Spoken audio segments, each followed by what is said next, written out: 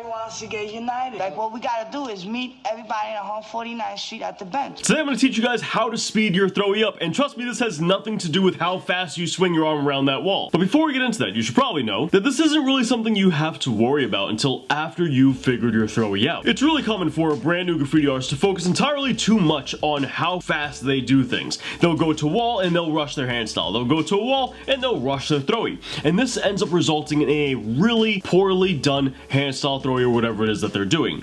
This is a mix of not only them having a bit of nervousness, so that anxiety and that, that adrenaline builds up and they become very sporadic as a result of that, but it also has a lot to do with the fact that they think they're supposed to be much faster than what they actually are, causing them to once again rush everything that they do. And these rushed lines not only affect how the actual spray catches onto the wall, but it also affects your line and shape quality, which of course is going to have an effect on your letters overall. But watch any video of an experienced writer doing graffiti on a wall and you'll notice something. Even when they're out hitting spots, whether it's hand styles or throwies, whether it's spray paints or markers, they always have a nice consistent pace that they're going at, and they're not speeding along. This is what we need to be aiming for. But in order to get to that point, we have to be using a hand style or a throwy that we're already familiar with, because you also don't want that other thing to happen that happens to a lot of newer graffiti artists, and that's the hesitation because they're sitting there thinking about what to do next simply because they're not familiar with their hand style or throwy. Maybe they just came up with a new hand style, they just came up with a new throwy. They get to the wall, they get to their second letter, and they're like, oh wait, how does that go again? And they bust out the letter. So once you become familiar with your throwy that you want to do, here's how you speed that up. It's all about line order. Line order is one of those topics that you begin to think about once you have more experience as a writer and you have a developed throwy. Because line order is one of those things that isn't going to change the end result of your throwy. In most cases it will, in some, and we'll get to that at the end of the video, but in most cases it's not going to change the end result. So as you gain more experience and as you do your throwy with poor line order, you begin to realize, oh, my letters can be a little bit quicker if I did it this way instead. I'm sure a lot of you guys can relate. You do your first letter at the wall and your letter comes down and ends right there at the bottom, and then you have to go all the way back up to the top and continue the second letter and so on and so forth. And while that transition from the first letter to the second letter, going from the bottom to the top, isn't the most egregious waste of time, that pause and that transitional period begins to add up and you lose that flow of motion. This is why we see some artists go ahead and do a hairpin turn directly into the next letter, or they'll simply begin their letter at a different spot, which allows them to end closer to the next line they have to draw. We can see that example here. Check this out. Now, absolutely no hate to this person because they have a really dope throwy, but their line order could certainly be optimized. Here you'll see they start at the top right-handed letter and then they bounce around to the left-hand side, only to hook in towards the center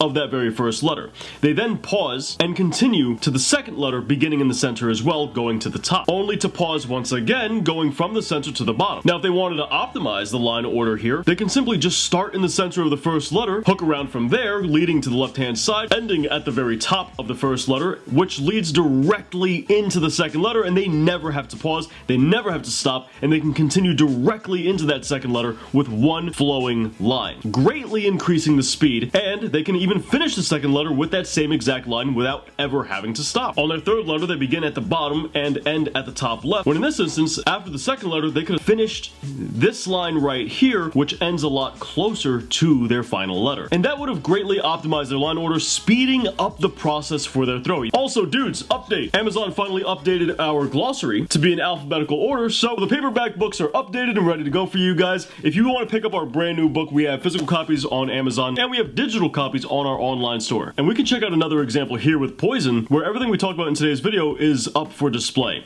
They're not rushing anything, they're taking their time, going at a nice, steady pace to ensure clean, crisp lines. And they do end up making a weird cut after the P, jumping directly into the S, so we don't really get to see the O and the I. But check out how they outline the S and the following letter. They start on the left-hand side of the S, cutting into the letter for that bottom half of it. They hook around to the very bottom of the S, shooting over to the right-hand side, pushing that line deeper into the top of the S.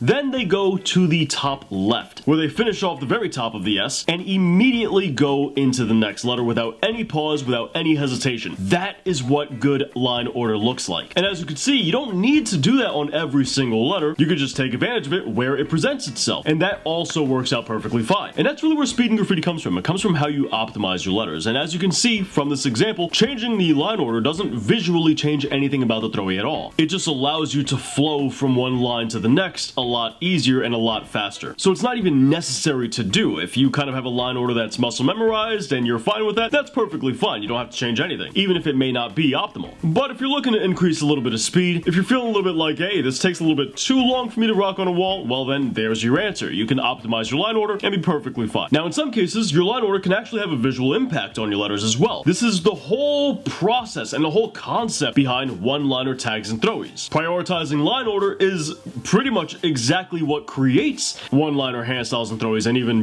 pieces for the few people that do those. And in these instances, your letter structure is largely determined by your line order and how you can flow from one line to the next. It's very similar to cursive in that way and takes a lot of inspiration from cursive's fundamentals. With these one-liners, we're really trying to take that line and flow the momentum through the letters without ever stopping the actual line itself. Now, this isn't a one-line tutorial video. I could certainly make one of those if you guys want to, but to keep this topic kind of restrained to the topic, this is where you would see throwies with a lot of hairpin turns, where perhaps maybe an O comes down or an S comes down and ends on the left-hand side of the letter and needs to shoot back over to the right-hand side. The person might do a hairpin turn in order to shoot that line and continue that line onto the next letter. And that's another great way to incorporate a faster, more seamless line into your throwies to help yourself save some time. That being said, if you're really stuck on time with your throwies, maybe just stick to hollows and don't fill it in. That's another great way to save time. So there's multiple different ways to go ahead and save time doing your throwing, but this is what I wanted to share with you guys. Let me know what you think about it in the comments down below. Now, if you guys want to learn more about graffiti and take your work to the next level, pick up our brand new book in the description down below. Legit, if you just read the glossary of that book, that glossary has more information than all of the How to Do Graffiti books out there currently. Now, if you've seen this video and you're looking to learn a lot more about graffiti, then check out this playlist right over here. It'll teach you all of graffiti's fundamentals, and right down here, I had you guys vote on who you think has the best throwies in graffiti, so you can check that out right over here. With that being said, I'll catch you guys next week. Thanks for watching.